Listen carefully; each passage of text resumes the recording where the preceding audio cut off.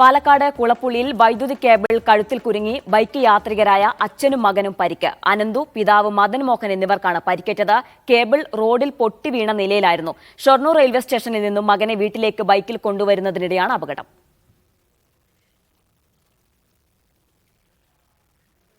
രാവിലെ പണി കഴിഞ്ഞ് അച്ഛനെടുക്കാൻ വന്നായിരുന്നല്ലേ. അപ്പോൾ രാവിലെ 5-5 കാലമായിട്ടുണ്ടാവും.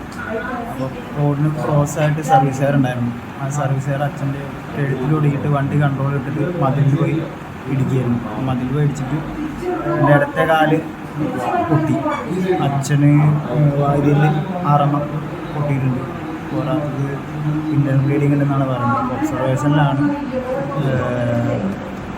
അത് കഴിഞ്ഞിട്ട് ഇന്നുകൂടി നോക്കിയിട്ട് എന്തെങ്കിലും പറയാൻ പറ്റുമെന്നാണ് പറഞ്ഞത്.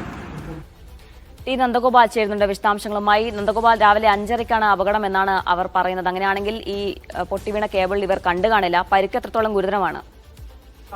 തീർച്ചയായും ദീന, ഇന്ന് പുലർച്ചെ 5:15 കൂടിയാണ് ഈ ഒരു അപകടം സംഭവിച്ചത് എന്നുള്ളതാണ് മനസ്സിലാക്കുന്നത്. ഈ AUP സ്കൂളിന് സമീപത്ത് കൂടിയാണ് ഈ ഒരു അപകടം സംഭവിച്ചത് എന്നുള്ളതാണ് മനസ്സിലാക്കുന്നത്. ഈ AUP സ്കൂളിന് സമീപത്ത് വെച്ചാണ് അപകടം സംഭവിക്കുന്നത്. ഈ അനന്തുവിനെ പിതാവ് മദൻ മോഹൻ ഈ ഷൊർണൂർ റെയിൽവേ സ്റ്റേഷനിൽ നിന്നും കൂട്ടിക്കൊണ്ടുവരികയായിരുന്നു. അതിനിടെയാണ് ബൈക്കിൽ വരുമ്പോൾ ഈ പൊട്ടി വീണ കേബിൾ കഴുത്തിൽ കുരുങ്ങി 2 പേരും വീണത്. ഇതിൽ മകന് കാലിനാണ് പൊട്ടലുള്ളത്. അതേസമയത്ത് മദൻ മോഹന്റെ കഴുത്തിലൊക്കെ പരിക്കുണ്ട് എന്നുള്ളതാണ് മനസ്സിലാക്കുന്നത്.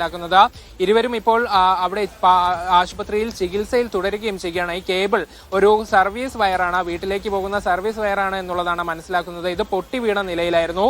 ഇത് കാണാതെയാണ് അപകടം സംഭവിച്ചത്. ഏതായാലും ഇതിൽ പരാതി ഉൾപ്പെടെയുള്ള നടപടികളിലേക്ക് പോകുമോ എന്ന കാര്യത്തിൽ ഒരു വ്യക്തത ലഭിച്ചിട്ടില്ല. ഈ കാര്യങ്ങളിലൊക്കെ തന്നെ ചികിത്സയ്ക്ക് ശേഷം തീരുമാനമെടുക്കുമെന്നുള്ളതാണ് ഈ കുടുംബം അറിയിച്ചിരിക്കുന്നത്.